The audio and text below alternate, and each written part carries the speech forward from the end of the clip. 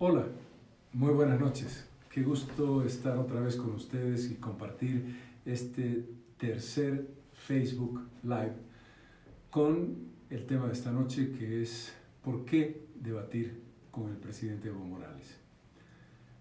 Uno de los aspectos más importantes en una democracia, el sentido fundamental de nuestra vocación como candidatos que queremos servir al país, es responder a las preguntas, esclarecer nuestra posición, plantear nuestras ideas, pero sobre todo contrastarlas, debatir una con la otra. Y este es un elemento fundamental que marca la necesidad de un debate cuyo primer tema se los voy a comentar. ¿Qué sería lo primero que yo plantearía en un debate con Evo Morales? Pero algunos de ustedes me han preguntado, y ha salido ya en algunos medios, ¿no era que usted en febrero dijo que no debatiría con Evo Morales porque es un candidato ilegal? ¿Por qué ahora dice exactamente lo contrario? ¿Por qué ahora propone usted un debate? Y la pregunta tiene sentido. Y la respuesta es muy clara. La respuesta tiene que ver con de febrero a hoy, estamos hablando de febrero, marzo, abril, mayo, junio, 5 meses, hemos dado vueltas al país, hemos hecho visitas con Gustavo Pedraza y una demanda permanente de la gente que nos ha hablado y que nos ha marcado sus deseos y aquellos desafíos que ellos creen que son importantes es: usted tiene que debatir con Evo Morales. Queremos saber la propuesta de Evo Morales, queremos saber qué es lo que él quiere proponer y queremos saber por qué él, como candidato ilegal, sigue insistiendo en ser candidato y que quiere seguir siendo presidente.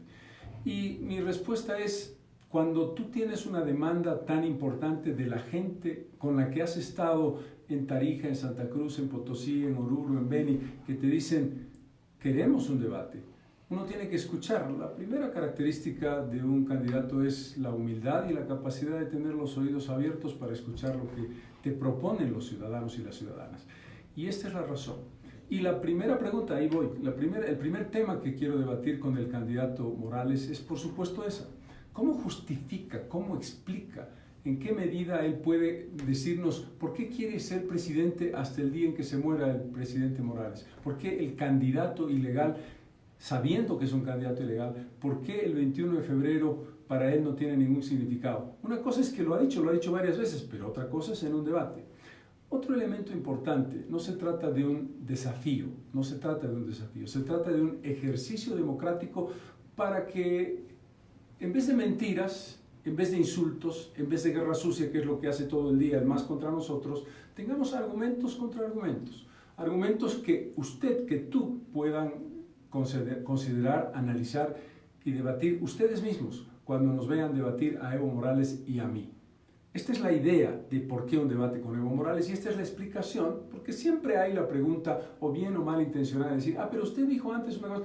Es que la palabra de la gente, la palabra de ustedes, tiene un valor para mí. Yo no puedo quedarme en una idea fija. ¿Para qué haría yo visitas y estaría conversando con tantos compatriotas si no les escuchara y no atendiera sus pedidos? Voy a comenzar con la primera pregunta. Nalita Cortés Martínez. ¿Por qué va a debatir con una persona que no ha respetado el voto popular del 21F? Usted lo va a volver un candidato legítimo delante de los que hemos defendido el 21F. ¿Por qué? Voy a insistir en la respuesta. Lo dije ya, pero me parece muy importante. Porque es central que en un debate ideas contra ideas, argumentos constitucionales contra argumentos constitucionales, argumentos políticos contra argumentos políticos, el presidente le diga a ver si puede convencer al 70% de las bolivianas y bolivianos que creen que es un candidato ilegal, y por supuesto yo creo que es un candidato ilegal, a ver cuáles son sus argumentos. La razón no es legitimar a Evo Morales, la razón es debatir primero sobre ese tema y segundo sobre nuestro plan de futuro contra el narcotráfico, que está, la palabra ya es demasiado, la frase ya es demasiado, es clarita, ya es demasiado narcotráfico, que está penetrando a nuestra sociedad, que está generando no solamente el tráfico de drogas, sino que está generando el consumo interno. La policía penetrada por la corrupción, el gobierno penetrado por la corrupción, el gobierno con un autoritarismo que nos hace decir ya es demasiado autoritarismo. Y finalmente algo muy importante, ya es demasiada incapacidad y pésimo servicio en el sistema de salud? Estas son preguntas que tienen que ser debatidas. Pregunta Luis Javier Ruiz. Señor Mesa, en su gobierno, ¿cómo se luchará contra los despilfarros y toda la plata que se embolsillaron los corruptos? Porque se robó mucho y descaradamente. Nuestra respuesta es muy clara y la respuesta tiene que ver con algo fundamental. Demasiada injusticia, demasiada corrupción en el sistema judicial, un sistema judicial con militantes partidarios, un sistema judicial con incapacidad profesional y un sistema judicial lleno de corrupción. Lo primero que hay que hacer es cambiar completamente la cúpula del Poder Judicial, hacer una reestructuración de la policía y cambiar completamente al Ministerio Público, es decir, los fiscales que hacen las acusaciones. ¿Por qué la respuesta parece una cuestión que no responde a la pregunta? Porque si tú no cambias esta justicia, no vas a poder lograr resultados de independencia. Lo que necesitamos son fiscales creíbles, serios e independientes, jueces creíbles, serios e independientes. No le toca al Poder Ejecutivo establecer por venganza, sabe, como usted me perjudicó a mí cuando usted estaba en el poder, ahora yo lo voy a perjudicar a usted. No, no es la idea. La idea es que con un sistema judicial, con esa credibilidad, podemos hacer una investigación en profundidad, hacer las acusaciones de corrupción, porque ha habido mucha corrupción, sin ninguna duda, este gobierno está plagado de corrupción, y hacer las acusaciones que sean pertinentes. Este es el mecanismo y esta es la respuesta. Vamos a tener la pregunta de Ale Aguilar. Señor Mesa, ¿usted va a eliminar los bonos y va a quitar el IDH que da recursos a los municipios? ¿Esa es su propuesta que quiere debatir con Evo Morales? Esa es la propuesta que quiere debatir con Evo Morales, he leído mal. Es decir, ¿los bonos y el IDH son parte del debate? Por supuesto que va a ser parte del debate, para decirle, señor Morales, no mienta usted, que su gobierno no mienta. Yo voy a respetar los bonos. Los bonos, el Juancito Pinto, el bono Juana Zurduy, el bono Renta Dignidad, se van a pagar. Si yo soy presidente, los voy a pagar porque son buenas medidas. Porque yo no soy de la idea de que todo lo que se hizo en el pasado está mal. Hay muchísimas cosas que están mal. Demasiada corrupción, demasiada injusticia, demasiada corrupción en la policía, demasiados pésimos servicios en salud, demasiado voto que es burlado, demasiado autoritarismo, demasiados 13 años de gobierno. Por supuesto que sí. Y el IDH estaría completamente contrario a mi propia acción eliminar el IDH. Quiero recordarles que el IDH, que es el impuesto directo a los hidrocarburos, sale y nace de nuestro referéndum del 18 de julio del año 2004. Ese referéndum planteó la pregunta número 5, aumento de los impuestos, que se transformó en la ley que aprobó Ormando Bacadíes, estableciendo el impuesto directo a los hidrocarburos, que era el resultado, y lo dice así la ley, en cumplimiento del referéndum del 18 de julio de 2004, la ley, y la ley pone el IDH. En consecuencia, por supuesto que el IDH va a ser parte, como no puede ser de otra manera, fundamental de los ingresos, sobre todo de las regiones que son tan importantes en un proceso que este gobierno no respeta de autonomías. Vamos con la pregunta de la anterior vez de Jorge Guzmán. La anterior vez le consulté sobre los planes que tienen ustedes para frenar los actos de boicot a los que está el más acostumbrado a hacer cuando no está en el gobierno. Esto tiene que ver con algo muy importante, se llama gobernabilidad. ¿Cómo podemos garantizar la gobernabilidad? Primero, mi impresión es que el verdadero problema de gobernabilidad lo vamos a tener si Morales, candidato ilegal, insiste, y si se manipula el proceso electoral, y si el Tribunal Supremo Electoral, que debe irse a su casa, se mantiene, y si da un triunfo que podría ser perfectamente cuestionado por la forma en que se está haciendo el fraude ahora. Se está haciendo el fraude ya con la emisión de spots que no tienen ninguna legalidad, pero no voy a entrar en ese detalle. En consecuencia, el problema de gobernabilidad más grave lo va a tener el país si Morales insiste en mantenerse en el gobierno a cualquier precio, siguiendo el camino del dictador Maduro. En nuestro caso, la legitimidad del voto, la legitimidad que tiene que ver con una asamblea legislativa mayoritaria y con unas alianzas bien hechas y adecuadas con los intereses de la sociedad representada por diferentes sectores, plantea esa posibilidad de gobernabilidad y estabilidad. Vamos con Manolo Suazo. Señor Mesa, me gustaría saber sobre su plan para el desarrollo de la educación en el país, que lamentablemente se encuentra estancada. La primera medida, vamos a saber en qué rango de nivel educativo está el país. ¿Cómo está la educación en Bolivia? La educación en Bolivia está mal, bien o regular. Eso no lo puede decir Bolivia, no lo puede decir el Ministerio de Educación, porque el Ministerio de Educación va a decir, no, nuestra educación está muy bien. Y sabemos que la educación está muy mal. Eso tiene que ser medido internacionalmente, algo a lo que el gobierno se ha opuesto radicalmente.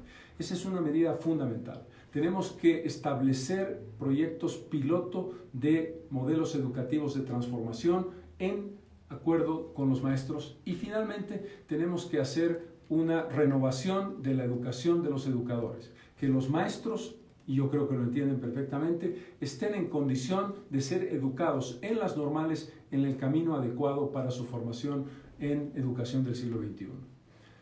La pregunta de Mauricio Castelo. Usted dice que tiene un plan, pero no lo ha presentado hasta ahora. ¿Por qué no lo presenta a conocimiento del público? ¿Qué dice el programa? Primero, la pregunta es perfectamente pertinente. Hay que presentar un plan, no solamente porque tenemos la obligación de presentarlo hasta el 19 de julio, sino porque sin plan no se puede gobernar.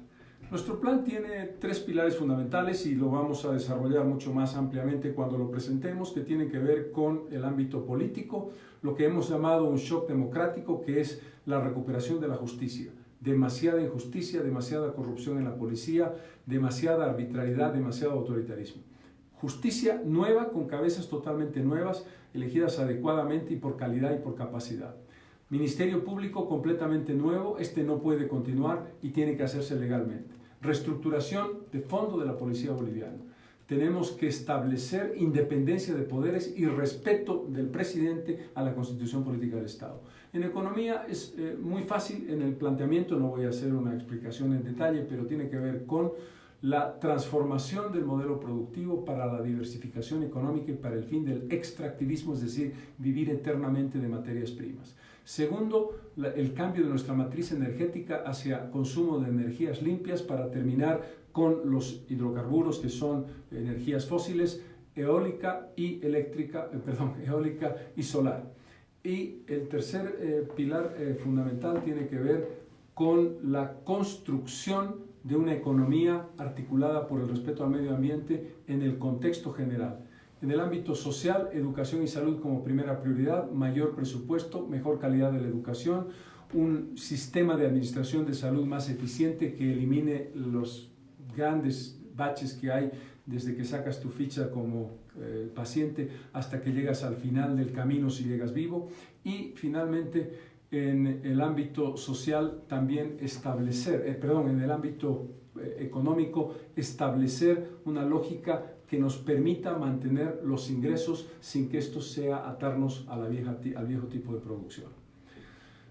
Los saludos y quiero agradecerle a Leticia Lourdes Mamani Condori. Dios te bendiga, Carlos Mesa, adelante, todo mi apoyo para ti. Muchísimas gracias. María Aruni dice, necesitamos un debate de cara a los bolivianos. Fuerza, Mesa Presidente. Marcián Cadima Cejas desde Paraya, Punata, Mesa Presidente. Gracias, gracias Marcián. Regina Lanoca, Mesa Presidente, la comunicación desde el alto. Doctora Dani dará todo el apoyo, señor Mesa. Estamos con usted desde Austria. Muchísimas gracias. Esto es lo que significa una visión de verdad de carácter universal. Voy a la siguiente pregunta. Estefi Valdivieso Sánchez, señor Mesa, ¿qué es lo primero que haría usted en el caso de que salga elegido presidente? Lo primero que haría, Estefi, es una transformación radical de arriba abajo de nuestra justicia. No hay democracia si no hay justicia. No podemos seguir con esta realidad. Demasiada corrupción en la justicia, demasiada corrupción en la policía. Ya es demasiado. Y esto es lo primero que haremos. Cambio de la cabeza del Poder Judicial, cambio de la cabeza del Ministerio Público, reestructuración de la policía boliviana. La pregunta de Shirley Landívar. ¿Es verdad que usted tiene $10 millones para su campaña? ¿De dónde ha sacado ese dinero? Y si puede transparentar los gastos. A veces pienso que la pregunta tiene que ver con los millones que el exministro del presidente Lula, el señor Palocci, ha dicho que el gobierno de Lula ha dado a Perú y a Bolivia para los procesos electorales. ¿Qué procesos electorales presidenciales se llevaron a cabo desde que el presidente fue el año 2003, la primera elección fue el 2005, la segunda elección fue el 2009, la tercera elección fue el 2014. En las 3 elecciones ganó el presidente Evo Morales. Sabemos que la simpatía del presidente Lula, por razones ideológicas, era con el presidente Morales. Cuando el señor Palocci, ex ministro de Hacienda del Brasil, denuncia o reconoce, porque está preso, que le ha dado plata a la campaña al Perú, hay 3 expresidentes acusados o 4 expresidentes acusados de haber recibido plata de campaña para su campaña de dinero brasileño, se habla de Odebrecht. En este caso, la pregunta sería, ¿el presidente Morales o su campaña recibieron plata de Brasil, de un país extranjero, de una empresa extranjera? Eso tiene que investigarse. Y ese es un tema que no puede quedar de lado, porque cuando se trata de nosotros, todas las acusaciones, ahí aparecen comisiones mixtas de investigación del Congreso que hacen todo una armazón para acusarnos, y resulta que termina la investigación el año 2006. En el momento en que comienza el gobierno Morales no hay nada que investigar. Esa es la Asamblea Legislativa Plurinacional con 2/3 del MAS. Pero voy a responder muy claramente a la pregunta, no crean que me he olvidado. No tengo 10 millones de dólares. No los tengo ni los he tenido. Es un presupuesto que está muy por debajo de esa cifra, que ha sido transparentada, que está alrededor de los 53 millones de bolivianos. No tenemos ese dinero. Un presupuesto es lo que uno quisiera tener para hacer una campaña ideal en radio, televisión, redes sociales, transporte, el movimiento de nuestro equipo de trabajo. Eso sería lo ideal. No hemos conseguido ese dinero ni remotamente. Estamos trabajando porque los recursos que tenemos, y lo prueba, porque hay algo que es evidente, lo prueba nuestro trabajo. El dinero no se puede ocultar. Ustedes han visto nuestros spots en televisión todos los días, 10 veces al día o 20 veces al día. ¿Han visto los spots en televisión del gobierno a través de la publicidad indirecta? No tengo ni que explicarlo. La respuesta es ni tengo, ni voy a tener, ni presupuesté esa plata. Vamos a la siguiente pregunta. Alex Masudi Sala, señor Mesa. Los que pagamos impuestos nos sentimos explotados por el Estado y vemos cómo un gran porcentaje de ciudadanos no pagan un peso de impuestos y viven en lujo y comodidad. ¿Qué hará su gobierno sobre los impuestos a estos sectores? El tema de los impuestos hay que responderlo sobre la base de un desarrollo económico equivocado. La economía de Morales es demasiado despilfarro, demasiado despilfarro. Y lo que tenemos que hacer es preguntarnos, ¿qué está pasando con los impuestos? ¿Hay que subir los impuestos? No. Lo que hay que hacer es preguntarse si los impuestos no son extorsivos. El gran problema que tienes es la cantidad de impuestos que tienes que pagar, no por el impuesto en sí mismo, sino por las multas e intereses que a veces son más que lo que tenías que pagar o el doble que lo que tenías que pagar. Y eso es injusto. Tenemos que preguntarnos si el sistema funciona adecuadamente, si está bien organizado. Y tenemos que establecer una lógica de búsqueda de universalizar de los impuestos, sin duda alguna. Pregunta de William Erlan Valderrama Rojas. ¿Cómo podemos evitar el fraude que prepara el gobierno? Es una buena pregunta. Nosotros estamos actuando con mucha claridad. Tanto los comités cívicos como el Consejo Nacional de Defensa de la Democracia, como los partidos de oposición, estamos pidiendo la renuncia del Tribunal Supremo Electoral y no vamos a dejar de pedirla, pase lo que pase. Pero eso no es suficiente. Tenemos que sumarnos a la Fundación Jubileo para hacer un recuento independiente de los votos, un recuento rápido e independiente de los votos, apoyando ese esfuerzo independiente de una fundación, de una ONG que tiene credibilidad. Tercero, tenemos que esperar que ustedes, que van a ser jueces ciudadanos, sean los más fieles defensores del voto en cada una de las mesas. Pero tampoco es suficiente. Finalmente, tenemos que establecer en comunidad ciudadana, y yo los invito a ustedes a sumarse como voluntarios, tener 30.000 voluntarios, más o menos a grosso modo el número de mesas, y en cada mesa tiene que haber un control doble. Primero, el delegado de comunidad ciudadana que va a una mesa termina el recuento de votos y hace un cómputo que comprueba que tal partido recibió tantos votos, tal partido recibió tantos votos, etc. Y transmite mediante su teléfono inteligente a una central de comunidad ciudadana para dar esa información. Y segundo, una fotografía del acta firmada por los jurados electorales antes de entrar al sobre, antes de ir al Tribunal Departamental y al Tribunal Nacional. Con esa acta tenemos la prueba de si hay una manipulación, de que se está haciendo una manipulación. Seguimos con las preguntas. Paola Mejía Viaña. ¿Cómo se puede lograr desarrollo sin tocar el medio ambiente y sin usar recursos naturales? Esa es una gran pregunta y esto me permite la primera respuesta. No hay soluciones mágicas. No va a ocurrir que el 22 de enero yo sea posesionado presidente del 2020 y el 23 de enero, por arte de magia, el programa de gobierno se convierte en realidad y ya no explotamos recursos naturales y el medio ambiente es el articulador completo de nuestra realidad. Este es un proceso de transformación que va a desarrollarse a lo largo de los 5 años de gobierno. Pero lo importante es la orientación adecuada. ¿Y la orientación adecuada cuál es? El medio ambiente es un activo, porque a veces se piensa que el medio ambiente es un obstáculo para el desarrollo, es un obstáculo para el progreso. No es verdad. El medio ambiente es un aliado para el desarrollo. Primero, tiene que ver con la vocación forestal de Bolivia. Cuando estuve en el gobierno, conseguimos que casi el 80% de nuestros bosques tuvieran certificación verde, es decir, que estaban manejados sostenible y sustentablemente. La explotación sostenible y sustentable de la madera en áreas forestales mayoritarias en el territorio boliviano es una posibilidad en la que además participan las comunidades indígenas. Segundo, la economía naranja tiene que ver con el turismo, tiene que ver con la gastronomía. El turismo es potencialmente un real motor de crecimiento económico basado en la preservación del medio ambiente. Si tú vas al Parque Madiri, por poner un ejemplo, o vas a un área natural como Torotoro, o vas a las misiones jesuíticas de Chiquitos, tú lo que tienes como elemento de aporte es la preservación ambiental, la diferencia que tiene ese parque, el más biodiverso del mundo, como elemento atractivo del turismo. Y progresivamente esa diversificación con un cambio del consumo energético también con protección del medio ambiente se puede desarrollar paralelamente esa transición que no es mágica ni automática. Vamos con otra pregunta. Helder Flores. ¿Por qué no es frontal con dos temas, las autonomías y el pacto fiscal? Es decir, darle más poder al pueblo a través de sus instituciones más inmediatas. Es una gran pregunta.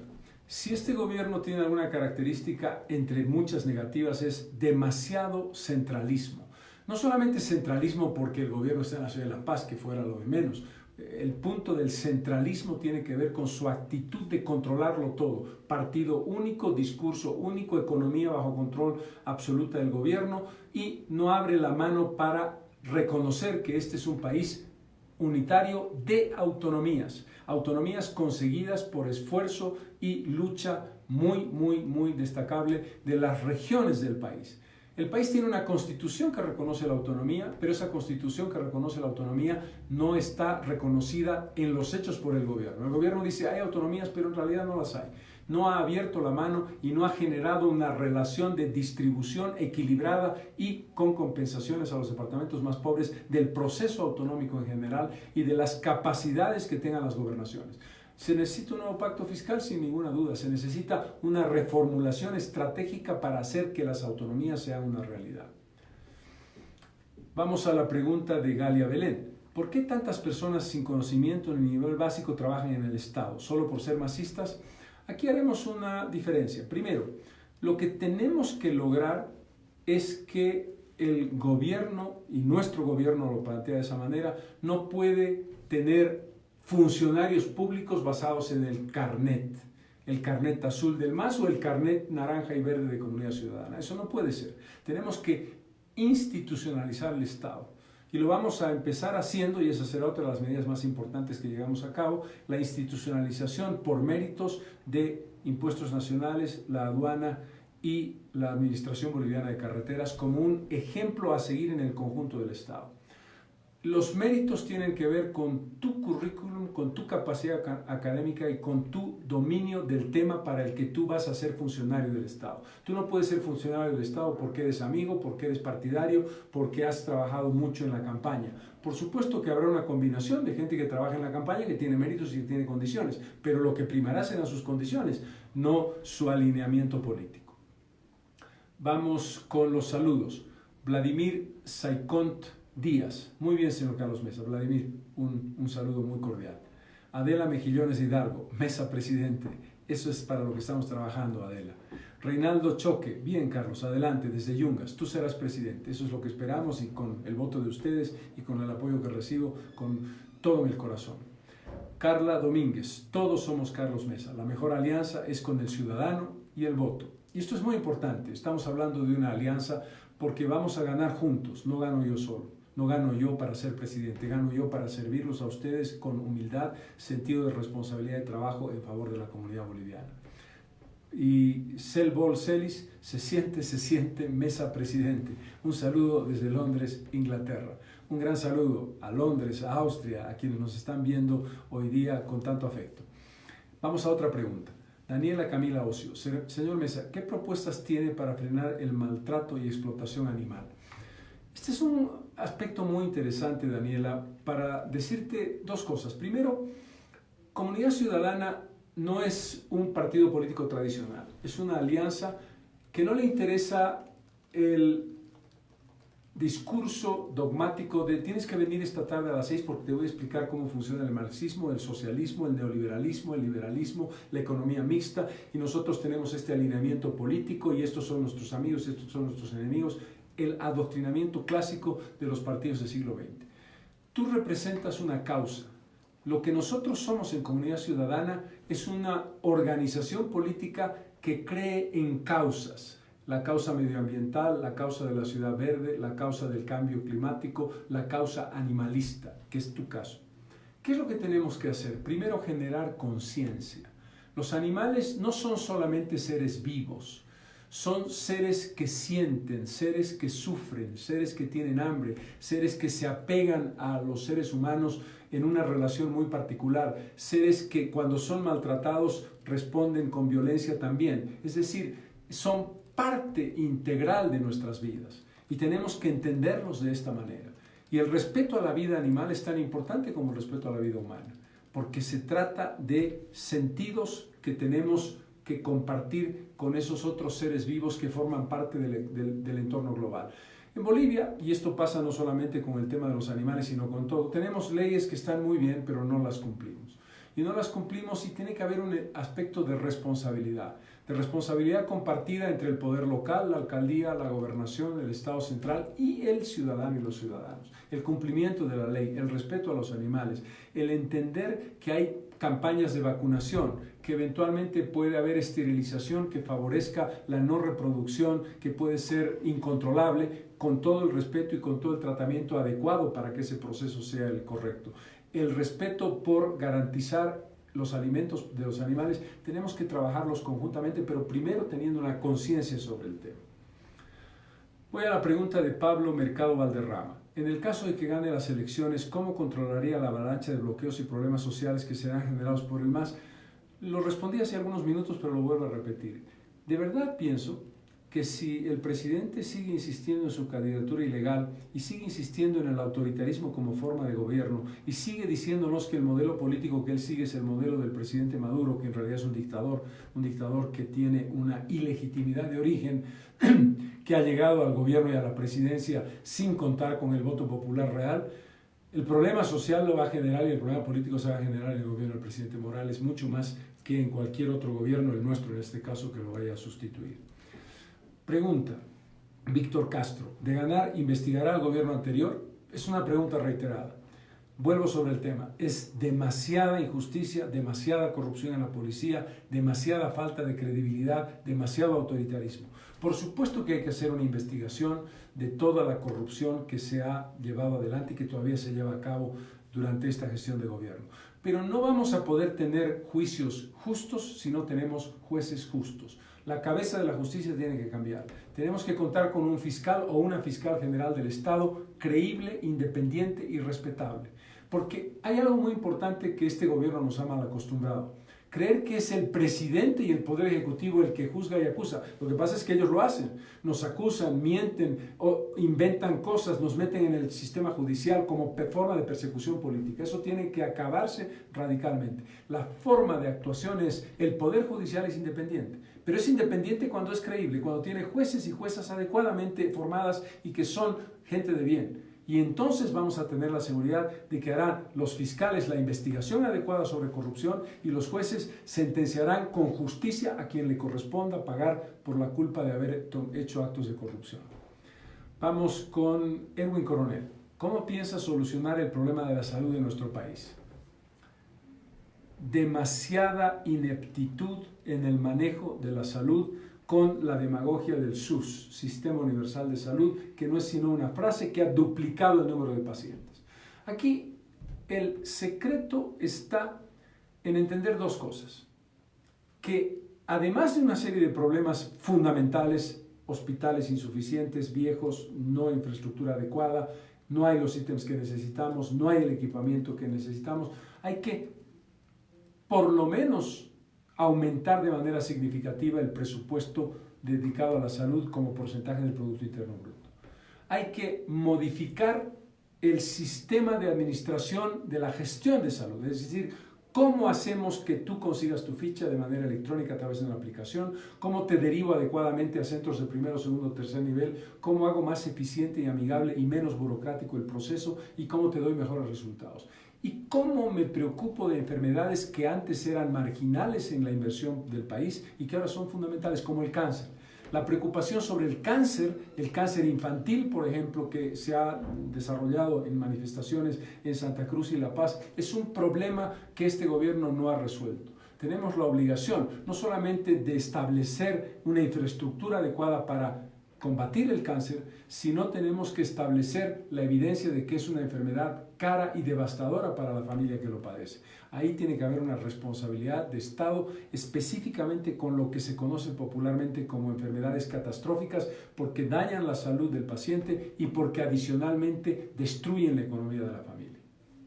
Vamos con otra pregunta, en este caso de Mayra García. Todas estas preguntas son muy interesantes porque tienen que ver con el debate que quiero hacer con Evo Morales. No se trata de un desafío, se trata de una invitación a Morales para debatir conmigo, para que debatamos sobre nuestra propuesta, sobre su propuesta y sobre los temas que nosotros creemos que en este momento son terribles. Demasiada corrupción en la policía, demasiado mal manejo de la salud, demasiado autoritarismo, demasiado narcotráfico. Pero en este caso la pregunta es, ¿qué hará para reducir la violencia contra la mujer? Ya que si bien se tienen leyes que protegen a la mujer, los casos no ceden, sino van aumentando. Ese es un problema dramático. Puedo estar equivocado en la cifra. Tenemos 69 casos de feminicidio en el año 2019, es decir, 69 asesinatos de mujeres por razones de género y de abuso machista y de crimen machista. 69 casos. El año pasado tuvimos en todo el año 107 casos. Al ritmo que vamos, estamos empezando julio, el número de feminicidios a fin del 2019 va a ser mayor que el 2018, lo cual es una vergüenza para el país. Primero, cumplir la ley, se dice fácil. ¿A través de qué mecanismos? A través de equipos de justicia específicos que van a un barrio, que van a una zona de la ciudad y que atienden preferentemente casos de violencia contra la mujer. Este es un elemento clave. Segundo, jueces probos, jueces que juzguen sin ser cómplices de la violencia machista. Y tercero, algo muy importante que en Bolivia no se produce y que en otros países ha funcionado muy bien. El primer acto de violencia física, psicológica o sexual, pero sobre todo de violencia física contra la mujer. Ya no digo una violación porque eso ya es un delito que va directamente a la cárcel, pero a veces pasa algo. Un hombre pega a su esposa o pega a su pareja. La pega al punto de que la lleva 5 días a la clínica o al hospital. Y lo que hay es no, que es la primera vez, que tiene que guardar un poco de distancia, que tiene una sanción determinada. Hay que endurecer las sanciones para la primera agresión, porque la primera agresión es la que viene después, la segunda, la tercera, la cuarta, las heridas graves y la muerte. Si tú paras la acción y quien hace y ejerce violencia sabe que lo que va a pagar por su primera agresión es una sanción durísima, eso nos va a ayudar muchísimo a reducir la violencia contra la mujer. Vamos a ir a los saludos y a los agradecimientos. Se nos ha pasado el tiempo, normalmente hacemos media hora de trabajo. Quiero primero agradecerles a todos ustedes. Estoy siguiendo todos los corazoncitos, esta señal y algunas caritas enojadas. Es parte de la democracia, no hay ningún problema en ello. Es parte de saber que también me ve gente que cree que yo puedo no ser el mejor candidato. Nosotros hemos comenzado este Facebook Live, primero agradeciéndoles a ustedes, agradeciendo que nos acompañen, saludándolos, pero diciendo, hemos invitado a Evo Morales a un debate entre Evo Morales y Carlos Mesa. Y lo hemos hecho porque eso es lo que la gente quiere y eso es lo que la democracia le plantea a una sociedad, en este caso a la boliviana. Esto va a plantearlo, lo va a plantear Carlos Mesa, lo voy a plantear yo, no quiero hablar en tercera persona, permanentemente, nos queda tiempo hasta el día 20 de octubre del 2019 y creo que el ejercicio democrático más transparente es dos propuestas, dos caminos, el del autoritarismo y el de la democracia que represento yo, enfrentados en argumentos, no en mentiras, descalificaciones, guerra sucia y basura, no, en argumentos y en ideas, que es la forma en que funciona la democracia. Muchísimas gracias y buenas noches.